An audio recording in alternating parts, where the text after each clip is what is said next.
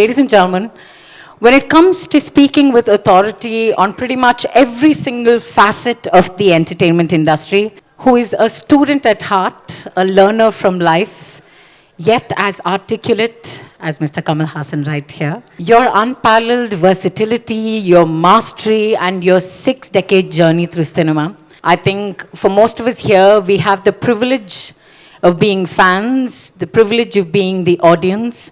More importantly, we have the privilege of having lived in the lifetime of Kamal Haasan. So thank you for giving us that privilege. For many of us, when we hear the phrase polymath, we think of Albert Einstein, we think about people who live across the globe.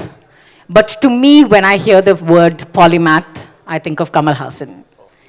Because when you talk about acting, directing, writing, producing, music, pick any subject matter on this earth. It could be philosophy, it could be the hottest topic with regard to AI. He will have a well-researched answer and the ability to debate that subject on any stage. That is something I profoundly admire. For all of us, our love for cinema is inseparable from our love for Kamal Haasan sir and our respect for him. So can I please request you all to give this living legend right here on the stage a much bigger round of applause, ladies and gentlemen. And of course, joining him today is the wonderful Trisha Krishnan. It was the year 1999. You won Miss Chennai. You also made your debut in cinema. And I think something changed for all of us. For every single girl in Chennai who went to college, who had that dream, we now had someone to look up to. And thank you for giving all of us that. 10 years after you, I participated in Miss Chennai, and you were the name that we heard every single day. Thank you for giving girls like me a role model in this industry. Thank you so very much. Ladies and gentlemen, someone who's been in the industry for 25 years, an evergreen star. Every single time she walks into a frame, there's still that twinkle in that eye and that smile that lights up the screen. Can we please give her a huge round of applause?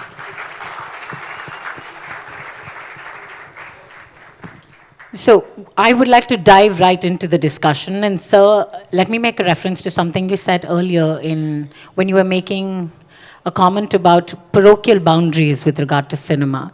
Do you still feel that we have geographical barriers in regional cinema? Are those barriers what they used to be? Do they need to be broken down? What is the way forward, in your opinion? See, I've been advocating this breaking of barriers for as long as I can remember. I think it will happen, but I was in a hurry. This digital revolution, according to me, is 20 years late. It could have been done earlier. The delay, the impediment is not the Himalayas or the Vindhyas or anything else. It's the people who are worried about what is coming through now, through the till. That might stop. So any new technology would mean delay in income coming in. It need not be so if we segue into the newer trend. If you could just see over the top of that cliff, then we'll all be in the same page. But some are not willing to come. That's the delay that's been taken. OTT could have come in maybe 2012 when I attempted it. But we were all concerned, and I had to address that before. And as you said, that word frightens them. If broken down, breaking down, demolishing, all that, they are thinking in terms of their real estate. An idea is not a real estate. An idea becomes a real estate. So that, if you understand, it will automatically break. It's happening. As I said, the audience are not parochial anymore.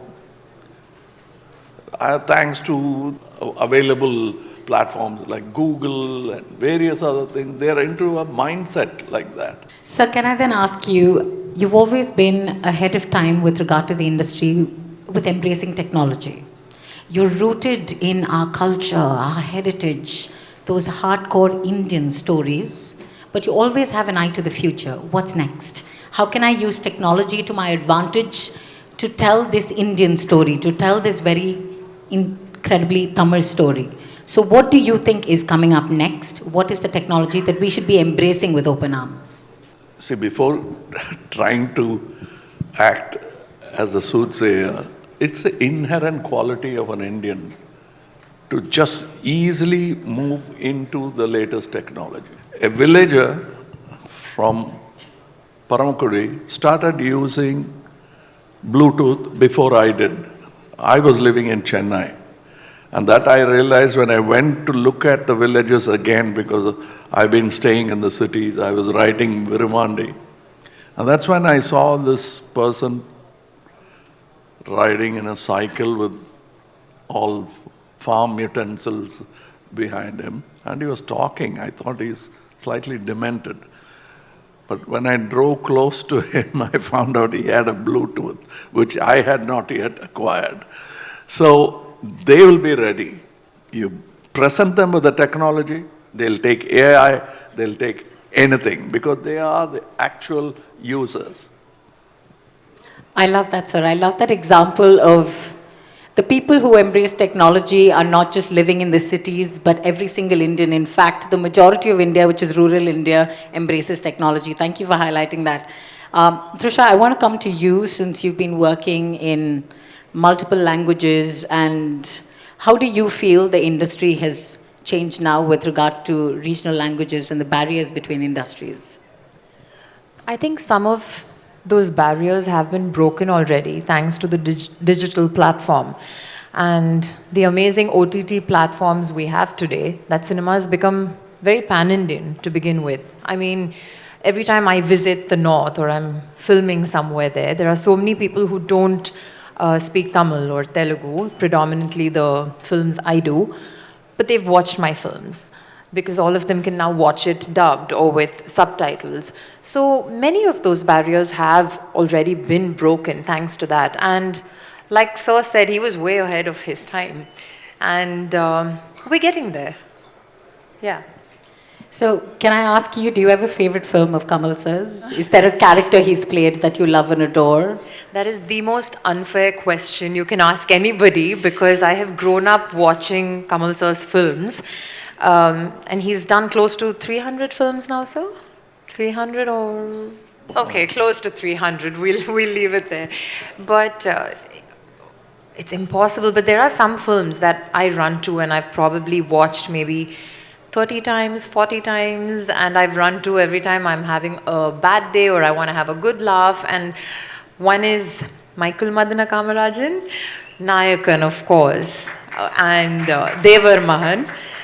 So many. And in recent times, I loved Vikram. I watched it thrice in the theatre and twice after that at home. So, I mean, that's swag and swag personified. So many. So how many times will you watch Thug Life? How many times for Kamal Haasan? How many times for Trisha? I watched it probably a notch above the rest of them.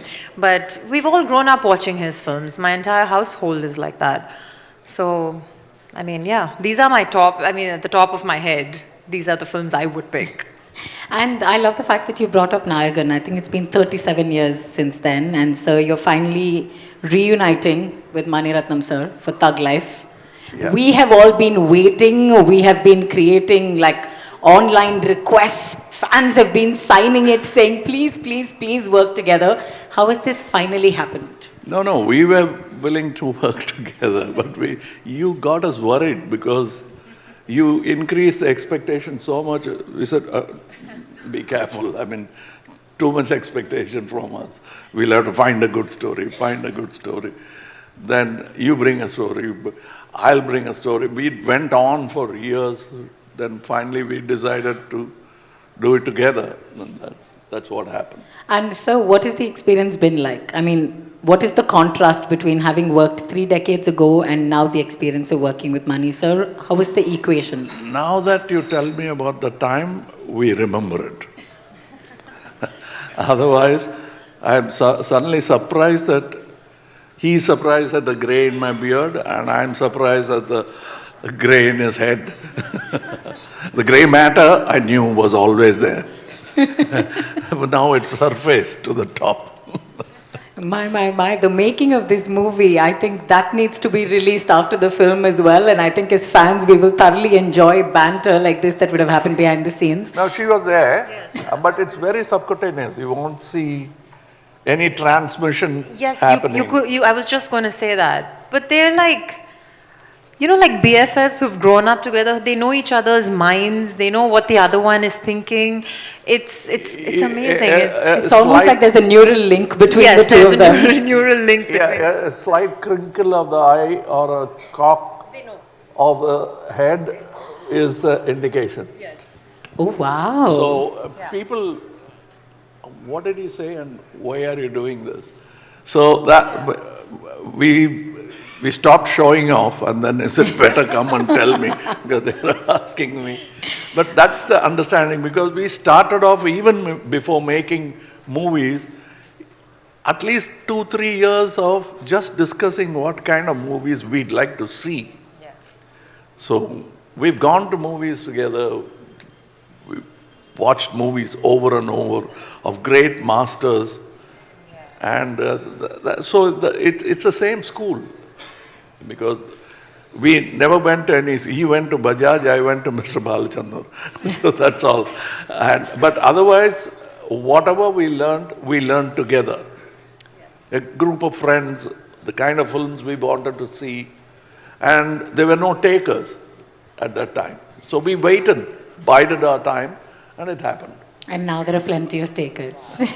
But Trisha, what I want to ask you is, apart from this subliminal communication that is happening on set, Mani sir is known for writing very complex, multi-layered and beautifully complex female characters. What is your character like in this film? How has it been essaying this role? So when I met Mani sir for the first time, and he narrated the gist to me. He was like, we had just come out of Ponniyin Selvan at that time, and he said, whatever you did here is the extreme opposite. I need that, can you? And that was enough to be very honest, had it not been a Mani sir's film, I don't know if I would have undertaken such a role for anybody else. Because it's very different. It's anything but me, but that's so, right? He can bring out the complexities of any character and make somebody live it. So I'm privileged that he had the faith in me that I could carry this off. Well, we look forward to seeing that diametrically opposite character that you essay in Thug Life. But sir, I want to ask you, be it Devar Magan or Nayagan, people always say a hero, a lead actor, usually has a difficult choice. They can either pick a role that is going to give them critical acclaim, where people will talk about their acting chops and how incredible they are, or they can look towards garnering commercial success. You have been one of the few, very successfully over the decades, have walked that fine line, where you've picked projects where you get both critical acclaim and have fabulous commercial success. What is your secret sauce? The sauce has been bottled by people like Chaplin, Hitchcock, and sold to us. We gulped ounces of it. And so Chaplin is a great hero who brought art, pure art, which could, in today's time, become art film as such. So he made it commercial. So he is the man who gave us confidence to do a Pushpa. Because Chaplin did a silent movie when the rest of the Hollywood started speaking. He did City Lights. So these are my doyens, these are my gurus. And people like Kurosawa, Mani sir and I, we grew up on these kind of films. And we wanted to be like them. It's like sons imitating the gait of the father or the mother. It's as easy as that. And there's no magic to it. If you're passionate about it, the passion will get transferred to the audience. They say we stand tall on the shoulders of those who came before us. idols. And before you came Chaplin, there was Kurosawa, these idols. Can I say how tall you stand on the shoulders? I'm taller than incredible work? Chaplin because I'm standing on his shoulder. That's not my height. Well, sir, speaking of artists and creatives who are outliers, who do work that is slightly different from the norm in their time, when you did Hey Ram about 25 years ago, it's the 25th anniversary of Hey Ram. What was the original idea behind Hey Ram, and why do you think it's still relevant today in 2025? The Hey Ram story could be treated as a thriller. If you ask the genre of Hey Ram, it could be a thriller, it could be a historic fiction, anything. I wanted to make that film because I discovered Gandhiji on my own, not because my father teaching me. As a matter of fact, my non-detailed study, my school books, my rupee note, all had Gandhi. So naturally, icon bashing is a great youth sport. So anything that is brought in front of us as an icon, we will try to bash, kick the ball at it and see what happens. So I was no exception. Till around the time I was 24, 25, I wrote my first full script on my own and started reading more and understanding more and not saying things because it makes the conversation lively there. And feelings started growing in me, and I discovered Gandhi, and it became like I discovered him even before my father did. So I became the champion of Gandhiji, and it's grown in every conversation now. It used to be Chaplin, it used to be Nagesh, it used to be Shivaji Saab. As I grew in experience and hopefully in wisdom, he became a bigger hero. Well, that is quite interesting to see your journey with Gandhiji and understanding his philosophy with regard to your age and how that has changed. So thank you for sharing My that with only us. criticism, which still stands for Mr. Gandhiji and Mr. Periyar, Ivera Periyar, is that both did not like cinema. That I will not forgive them for. But apart from that, they were my great heroes. Thank you, sir. Trisha, I want to come to you and I want to ask you, in your 25-year journey in the industry, what has changed? How is it different now to be a woman in the industry? What are the positives that you see today? Firstly, the shelf life. There is no shelf life anymore. As in, if somebody were to come to me and ask me, where do you see yourself 5 years from now or 10 years from now? I probably wouldn't have had an answer maybe even 5 years back. But now there is so much. There is so much because of the beautiful characters that are written for women. And I think today, like a director, a superstar, they believe that you need a well-etched out heroine's character in a film. But as you know, I've worked in 3 films with Kamal sir, and like you said, he's always been a man way ahead of his time. He was very particular about that. Every film I've done with him has the women's characters written and etched out so beautifully. And people see the significance and the importance of that today. And there are so many women technicians. It's grown leaps and bounds. Everywhere I go, there are women directors, cinematographers. I've been blessed to have worked with a few of them, choreographers. So it's definitely a massive progress. Yeah, we were just talking when day before. Yeah. And I said, when they say before, this is a nail-biting action film. I do the action, she does the nail biting. Yes. But all that has changed. I might have to grow nails while she does the action. But I think, sir, you've always been like that.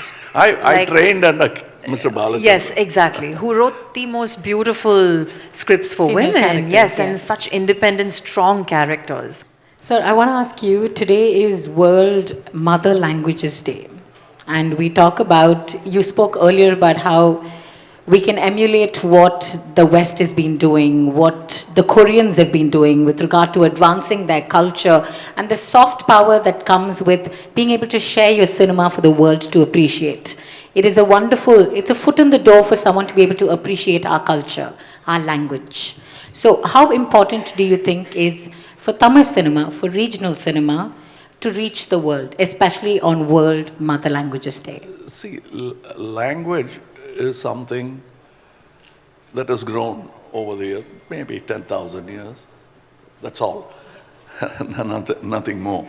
But cinema, in a very short while, has become a language of its own, like the coding language that you come. Cinema has a language.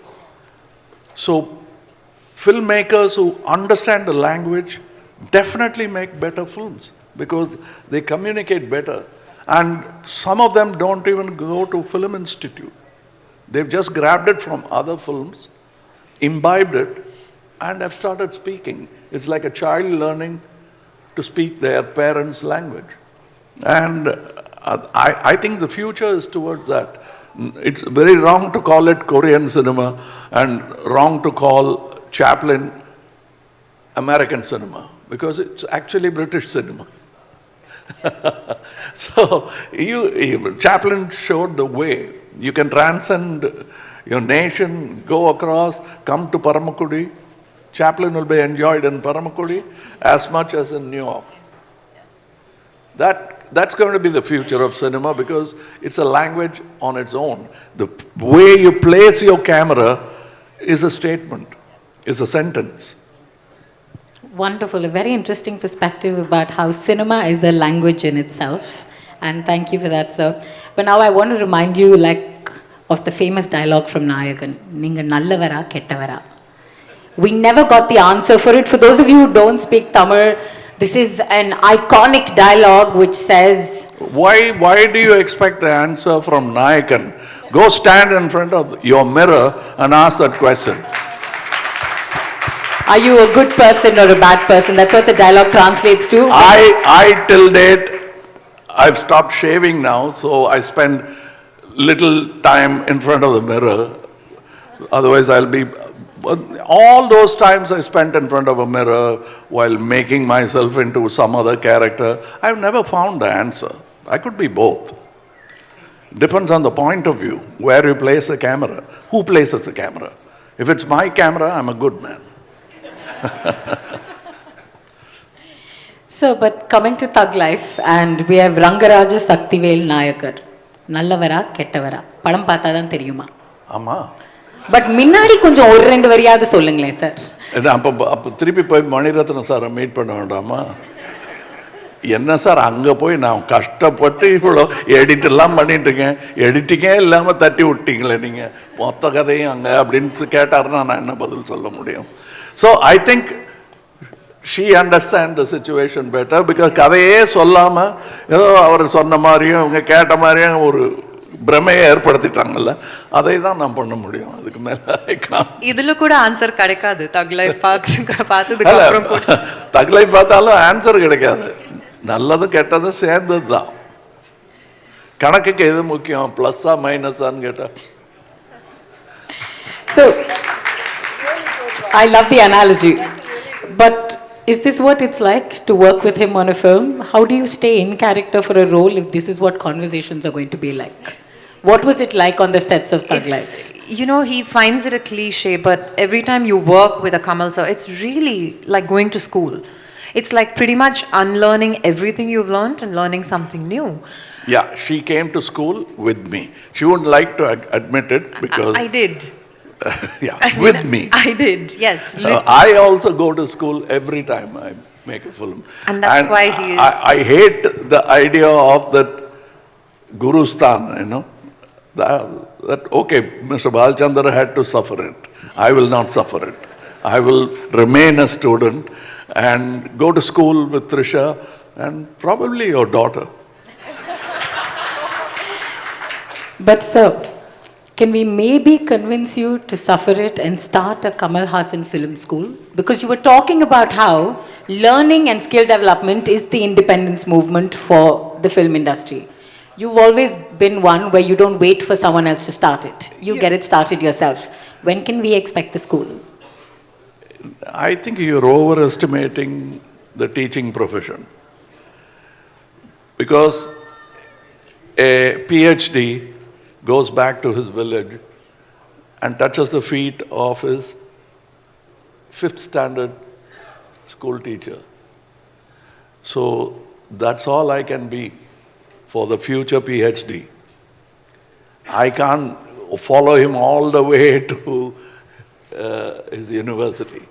So I can only give the basic thing, but I can gather talented people for various faculties. Because cinema is not just about actors. National Geographic is cinema to me.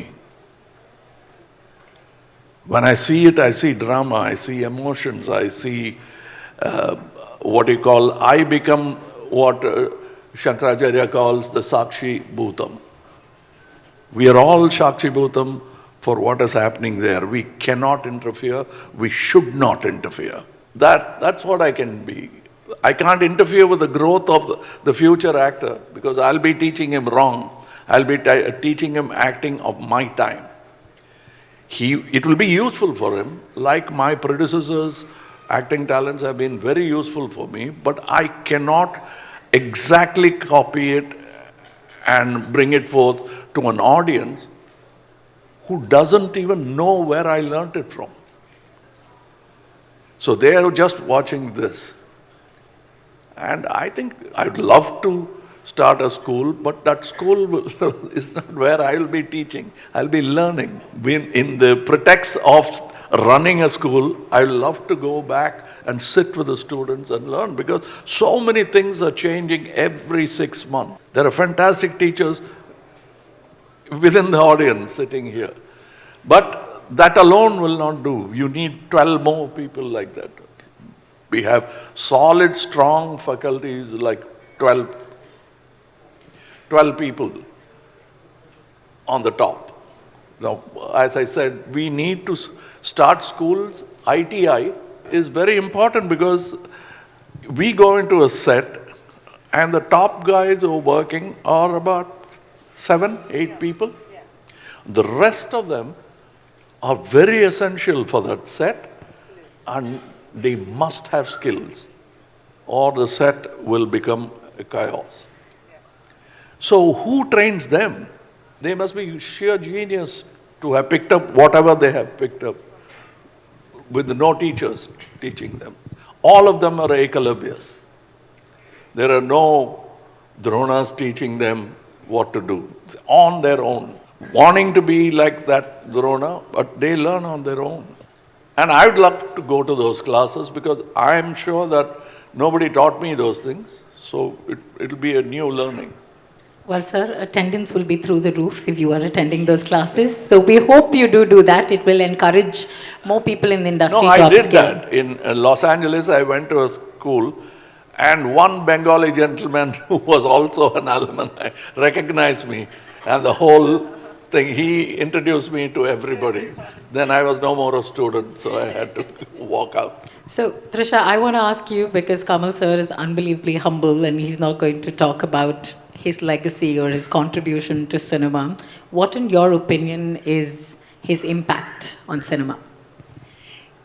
You know, he pretty much answered that for me over the last 20 minutes. The very fact that he thinks he is still a student, that is the kind of impact he has had on me because I think I've known Kamal sir for about 15 years now. We've worked on 3 films. It's amazing that, like he said, there is no hierarchy when he's on set. Whether it is me, whether it is a character someone playing a character, whether it is a child in a film, he has inculcated how important training is for a film, and everybody here is just a student. And the childlike enthusiasm and the 100% commitment and conviction he gives to anything. And as everybody knows, he has done so many different roles besides being an actor, and he has excelled at all of them. So you don't know which is better than the other. And he's one of those rare cases, I would like to say, is the jack of all trades and the master of all of them as well. Yeah. I like that. Well, just to shift gears for a second, I want to ask you first and then come to Kamal. So, what do you think is the role of, organizations like FICCI and the government with regard to supporting the Indian media and entertainment industry? See, I think the government is very important in terms of supporting the film industry. And thanks to FICCI, we have this, what we're doing today, where we can sit, we can discuss, we can dilute, we can encourage, we can put out our thoughts, our views, our ideas, and there can be a one-on-one banter or even I wouldn't say an argument.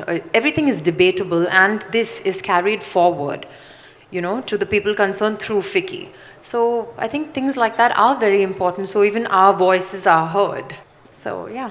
And the reason why FICCI was started nearly 100 years ago, it was a very precise moment when Gandhiji decided that must be done, and right now is when the British government decided, after proclaiming Victoria as the Queen of India, it came as a shock for those citizens. And after a few years, they decided to mint money in India for as Indian currency. That's when FICCI was started. Then he said, we have to be part of this change that is happening. That's when he said the famous statement, there is enough for every man's need, but not enough for any one man's greed. That was said at this meeting. And that's the kind of visionary we had. And like she is astounded at things I do, I'm still astounded by what Gandhiji did. Did you know that he wrote with both his hands? And he never used carbon paper because he thought of carbon emission then. Wow. So that's the kind of man he was. He thought of FICCI, and he didn't think on his own. He had peers. And he was involved in the constitution making of India. And he had very little to say. All of them who made the constitution took it to him for correction, like a teacher. He said, no, I'm very sure you have deliberated and done the best. But I want, if at all, any correction I'd like to make, any statement in the Constitution should be beneficial to the least rich man in society. If the Constitution achieves that, it's a complete work. That's what he said. And most of the Constitution of India was written here in Mylapore. Yeah. All of them, Ambedkar came here. It was written in Lust Church Road, in Mr. Alladi's house. I've sat in that room and he had marked it. Mr. Alladi Krishnaswamy has marked the chairs where Rajaji sat, where Ambedkar sat, and I've touched those chairs. I'm that continuation, and I'm proud to be that. And FICCI is that continuation. So can I just say, just like how Jennifer Lopez inspired Google Images, it's like, I feel like artificial intelligence and like ChatGPT was created inspired by you.